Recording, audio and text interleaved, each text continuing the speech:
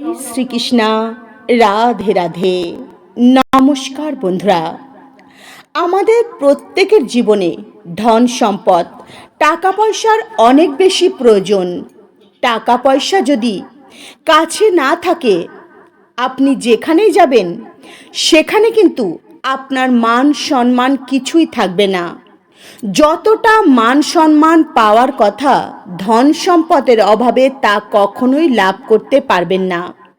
বন্ধুরা, আপনারা হয়তো দেখেছেন যে সমস্ত ধনী ব্যক্তিরা রয়েছেন, কোটিপতি মানুষরা রয়েছেন, যাদের টাকা পয়সা রয়েছে, তাদের কিন্তু সমাজে মান সম্মান যশ খ্যাতি সমস্ত কিছুই রয়েছে।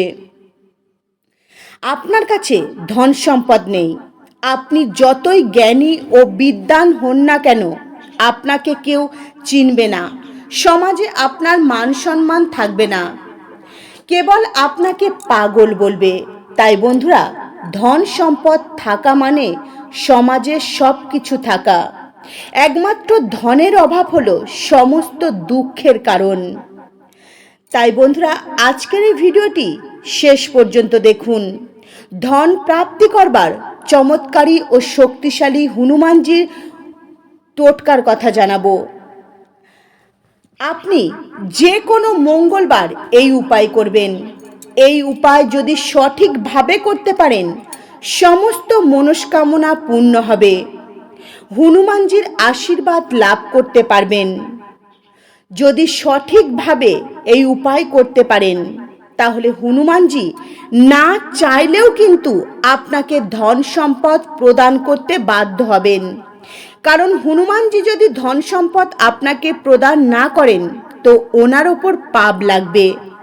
এই উপায় যদি একবার করতে পারেন, আপনাকে কোটিপতি হওয়া থেকে দুনিয়ার কোনো ব্যক্তি আটকাতে পারবে না।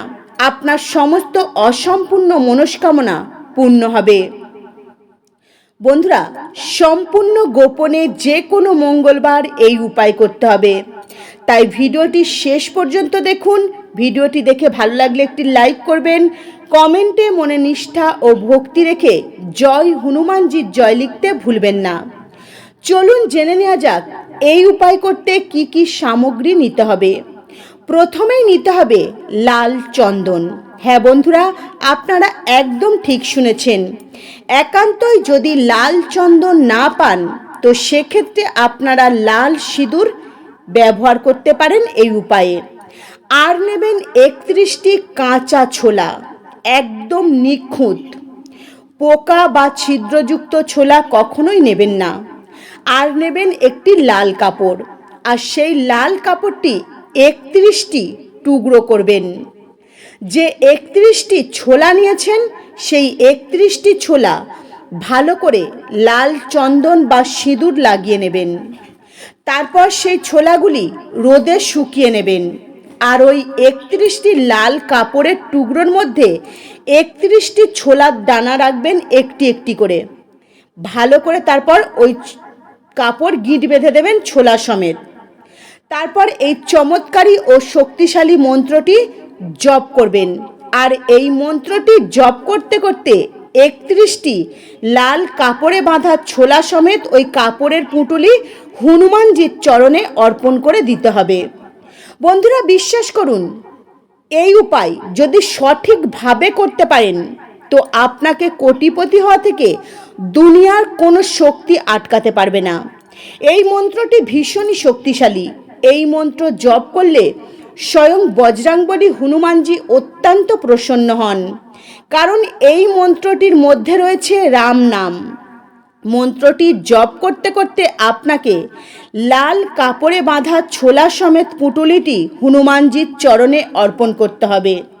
মন্ত্রটি হল, ওং রাম, তুমি কাজ সম্পূর্ণ করো। অঞ্জনী পুত্র, রামের দূত, শঙ্করের পুত্র, জয় হনুমান। সকল অশুভ কাজের ধ্বংস করো। আমি যা চাই তাই যেন পাই, নইলে আমি ভগবান রামের নামে শপথ করছি। এই কথা 31 বার বলবেন। আর 31টি লাল কাপড়ে মোড়া ওই ছোলা সমেত পুঁটুলি হনুমানজির চরণে অর্পণ করবেন। বন্ধুরা, বিশ্বাস করুন, এই ছোট্ট উপায়টি করতে পারলে আর এই মন্ত্রটি জপ করতে পারলে হনুমানজি অত্যন্ত প্রসন্ন হবেন, কারণ এই মন্ত্রের মধ্যে রাম নাম উচ্চারণ করা রয়েছে। এই উপায় যখন আপনারা করবেন, হনুমানজি প্রসন্ন হয়ে আপনাকে ধন সম্পদে পরিপূর্ণ করে তুলবে। বন্ধুরা, যদি দারিদ্রতা জীবন থেকে দূর করতে চান, তাহলে এই উপায় একবার করে দেখুন। হনুমানজির আশীর্বাদে কোটিপতি হওয়া থেকে আপনাকে কেউ আটকাতে পারবে না।